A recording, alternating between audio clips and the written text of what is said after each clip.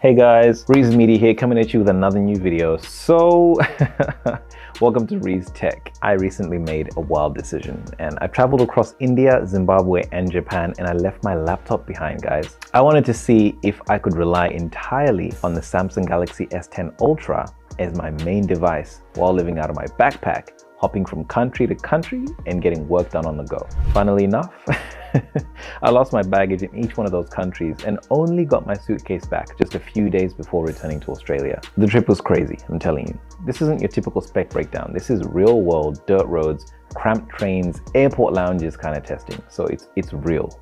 So buckle up and I'll tell you what happened. I'm not telling you this story in the exact order that things happened, but rather in the order that I feel best shares the experience of using this tablet while traveling. Okay, now let's talk about Zimbabwe. This is my home country, also the first place where reality hit. And this tablet has a huge 11,200 milliamp hour battery, but when you're hours away from reliable power, every percent counts. I took the tab with me into rural areas where there's no electricity, no cell towers, and sometimes no signal for hours. And although the AMOLED screen is gorgeous, it's also really power hungry. So even at mid brightness, the device was dying way faster than I expected. Or even if I was watching movies, with those super loud speakers and uber bright, vibrant colors, the battery was dying quite quickly. And our power banks did save me, but barely. And let's be real, carrying around a power bank to keep a tablet alive all day in the bush isn't really ideal. There were moments when I had to choose between being productive, to some degree anyway, and watching a movie or saving battery for later that night. Wasn't too happy to be choosing between that, but the next big issue that I encountered, which was also similar in India, was security. Guys, I can't tell you how big this thing is. You don't understand or realize how bold it feels to walk around with a high-end tablet until you do it in downtown Harare or at a dusty bus terminal in Gweru. I stood out like a sore thumb and I attracted all the kinds of attention I didn't want on me. And the thing screams money. Trust me. It made me paranoid in places where theft is a real concern. So still, did I get a safe place to work? I did when I was at home at my family's place in Harare. The tablet shined really well. The S Pen was great and incredible for sketching. Sketch out your ideas, write out some scripts, draw. It was pretty comfortable. The keyboard was comfortable, but I found myself ditching that keyboard in favor of the on-screen keyboard because it was easier to manage while moving around. The keyboard attachment is expensive and works well, but it's a bit too large. The next place we're going to talk about is Japan. By far my favorite destination this trip. But once again, the Tab S10 Ultra has its benefits and drawbacks. So Japan is the land of efficiency, cleanliness, and compact everything. Walking around Tokyo, Kyoto, or Osaka with a 14.6-inch tablet felt like carrying a billboard.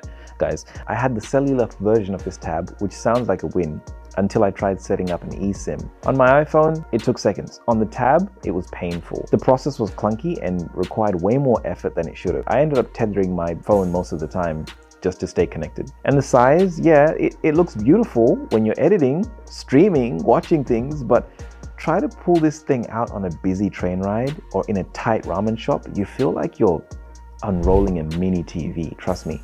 Now, this tablet demands a lot of space and attention. It doesn't always work in a culture where everything is about minimalism and subtlety. Now, I found myself in several cafes and shops trying to use the tablet productively, and I struggled. And that's when in Japan I realized it's not a laptop, it's just a tablet. Let's fast forward to India. India was intense. I landed in New Delhi and this place moves fast.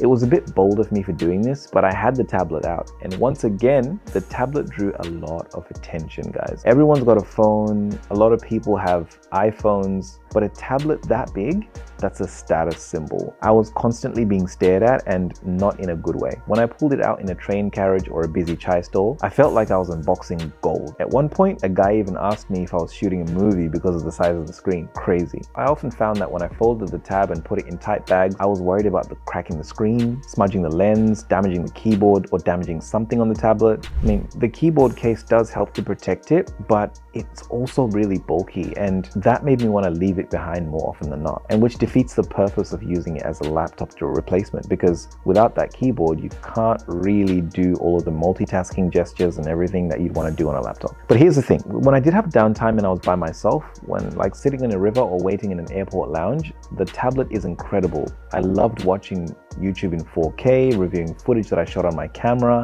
and even replying to emails. It felt seamless.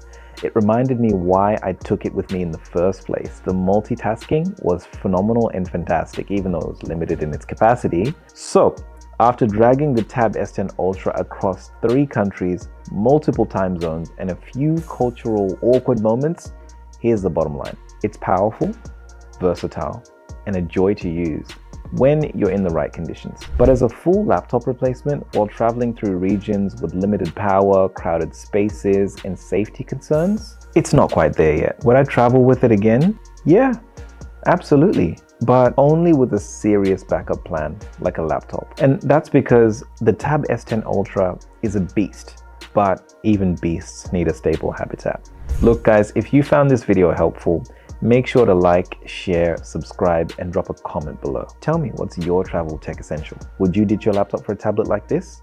If you're interested to know more, I actually compared this tablet to the iPad Pro M4 and tell you the differences between the two and why I prefer one over the other. This is Rees Tech. Real reviews, real use, real life. Catch you in the next one.